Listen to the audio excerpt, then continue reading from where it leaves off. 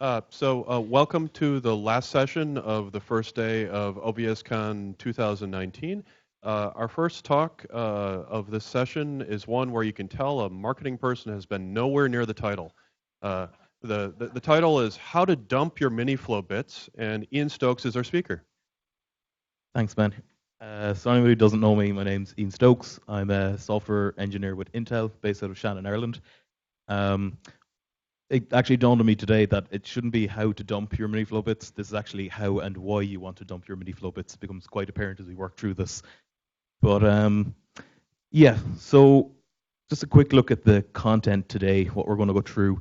We're going to take a quick Miniflow refresh. That's kind of a core aspect to this tool that we're going to talk about, but I just want to call out some of the different elements of the Miniflow that people should be aware of. We'll try and keep it as high level. I know it's 4 o'clock and people are probably a bit tired at this stage, but we'll keep it as high as we can.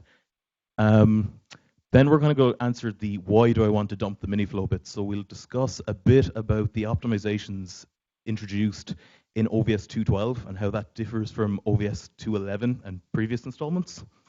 Then we'll ask the question, are you benefiting from this?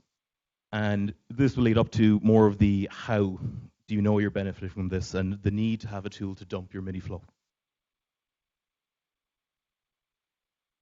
So high level, this diagram probably seems familiar. Kudos to Harry, who's provided before, but it's a very nice illustration of the core aspects that I want to call out here. But what is a Miniflow? So look, essentially, it's a structure just to represent metadata.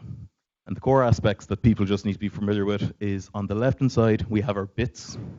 Bits consist of unit 0 and unit 1. And on the right-hand side, we have blocks. These are blocks of data, essentially. And the relationship here is, if I have a bit set in my bit mask, it just means that if you go to the blocks on the right, there'll actually be a value stored there, an actual value that you can access. So we can see an example here. We have the first bit set for IP4 in green. On the left-hand side in bits, you follow the arrow, you can see there's an IP4 destination IP mask available, and so on and so forth. We see the same for the VLAN TCI. It's set in unit 1. If we go to the right-hand side with the arrow, you can see that's where that actual value will be stored. So keep in mind as well that packets and subtables have this Miniflow, but for the tool that we discuss, really we're just interested in the subtable aspect.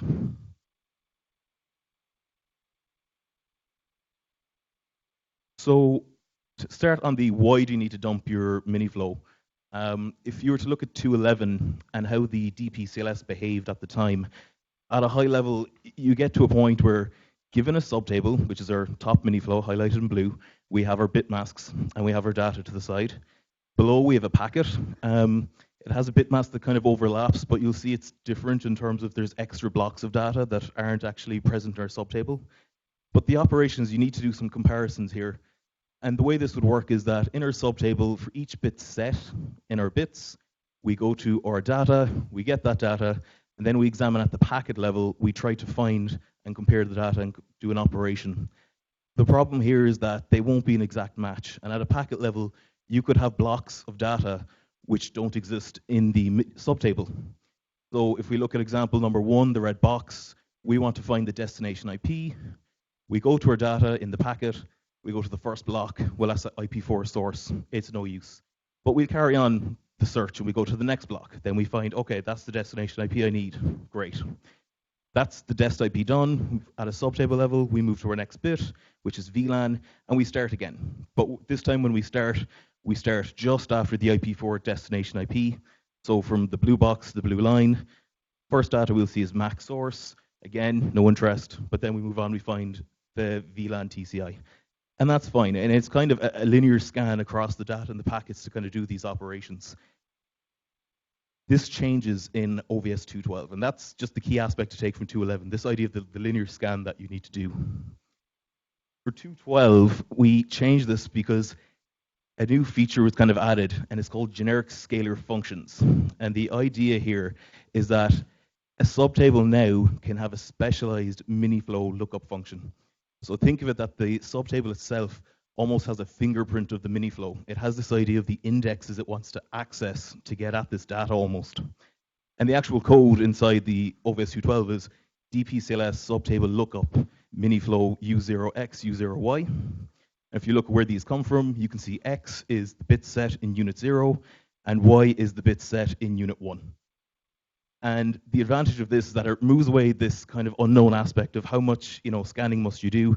General feedback was that people in the community were seeing 10 to 15% generally performance improvement in terms of throughput for their dpctl operations. But the question, are you benefiting from it? How you'd know this is that in OVS 2.12, there's 3 specialized functions, and you can see they have different bit widths. So you can see the first is 5.1, I think function 2 is 4.1, and then 3 is 4.0. If you're using one of these in your subtables, then yes, you're going to get this performance improvement. If you're not, you're going to use the dpctl lookup generic function, which it's not going to give you performance gain. It won't be any worse than 2.11, but it'll be the same. And so the good news is that it's quite easy to add your own function.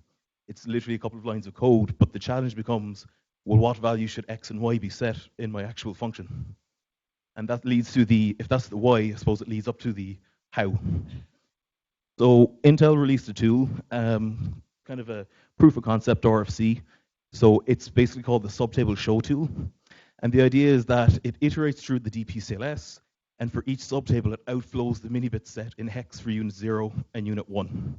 So there's a patch link available as well. There's been some conversation already to date, but if people are interested, feel free to experiment. But just returning to the idea we had previously when we asked that question, well, how do I know what to set? It becomes quite an easy operation.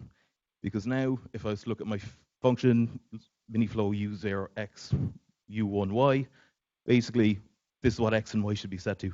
We're able to get this access. I like this because a lot of these kind of optimizations are buried in the code, and we're starting to blur the line of what's a user expected to know versus what tools we provide. So even from an engineering point, I think this is quite useful. Feedback to date has been maybe engineers all think in hex, so maybe we should put some verbosity for just normal users. Fair enough. But that's the idea of why we should do this. So it should be quite easy now to extend this to any subtables that we're not covering. So for example, VXLAN would be an example here where we're not covering that currently. But it just kind of gives the users these kind of tools so that we can all actually benefit in future at a much wider level for these optimizations. So that's my presentation. Thank you very much. If you have any questions, follow up myself or my colleague Emma Finn online. Thank you.